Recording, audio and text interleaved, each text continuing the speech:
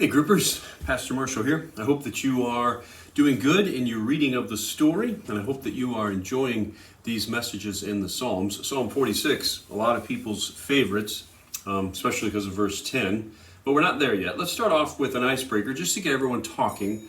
What are some things that you've quit in life, and why did you quit? For instance, I had a summer job when I was in college. I was the night watchman at a Girl Scout camp. Well, there were several of us, actually. We were like security guards. And all night long, had to stay awake in the woods and couldn't talk, couldn't listen to radios. It was mind-boggling. I quit after a couple of weeks. Couldn't take it anymore. I didn't have to have the money. I think that's the reason that I quit. I was preaching and Claudia was working, and it was the summer in college, and this would have been nice to have this extra money, but I didn't have to have it, and I quit. I wonder about you. What's something that you quit, and why? Well, verse 1 says that God is our ever-present help in trouble. Clearly, God is the only one that these words can be used to describe. It's the only one that could be said about.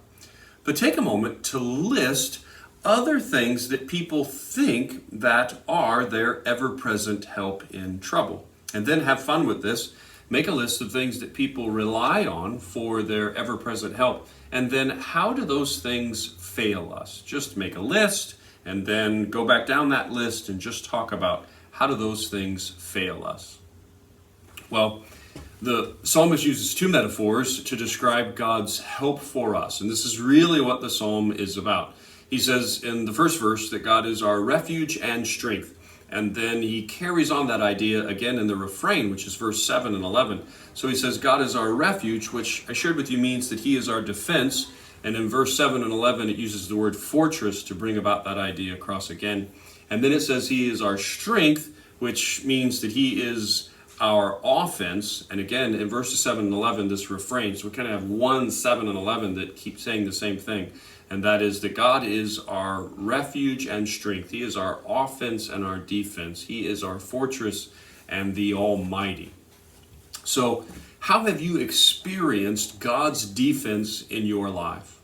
Just be very specific. God defended me at this point in my life.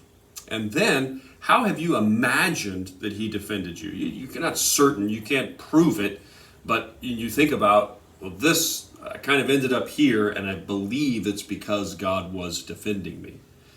And then it says that he is our offense, that he is our strength, that he is almighty. So do the same thing. How have you experienced God's offense in your life? And then how have you imagined that God was in the offense, that he was working ahead of you in your life? Well, currently, we are knee-deep in the middle of a global pandemic. The psalmist speaks of this kind of destruction, earthquakes, and landslides, and ocean storms, and floods. What are some other things that human beings have said were going to bring about the end of the world? That's what the psalmist is giving us a picture of, the end of the world. What are some other things that human beings have thought, this is it, this is the end of the world, this is how it's all going to end? Well, finally, verse 12, many people's favorite verse in all of the Psalms, be still and know that I am God. What has worked for you in an effort to let go and let God? And then turn the coin over. What hasn't been a lasting solution? If you have tried to let go and let God and it hasn't worked, why hasn't it worked? What has worked and what hasn't worked? Then think about this. How could this psalm offer comfort and hope to those who feel that they're at the end of their rope, that they have hit rock bottom? Take a moment and go through the psalm and trying to answer this question, how does this provide hope? And make a list of all of the images in Psalm 46 that paint a picture of the hope or the assurance of God.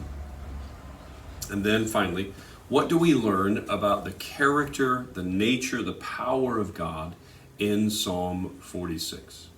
Well, Every week, I remind you of our application. So last week we started this 31 chapter challenge, but this week we want to talk about how do we outgrow fear? How do we move out of fear? And so I shared with you that the Bible teaches us that our best weapon against fear is prayer and scripture and community, the church. And so I asked you, which is the weakest in your life right now? And then your application was, what are you going to do to strengthen it? Well, I hope that you have a fun group, a pleasant time with one another, either on Zoom or in person. Who knows where we'll be in this time next week. God bless. Bye-bye.